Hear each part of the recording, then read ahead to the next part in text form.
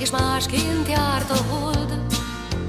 Köszöntünk hát téged, ha már így együtt vagyunk, s ajándékul fogadd el vidám kis dalunk.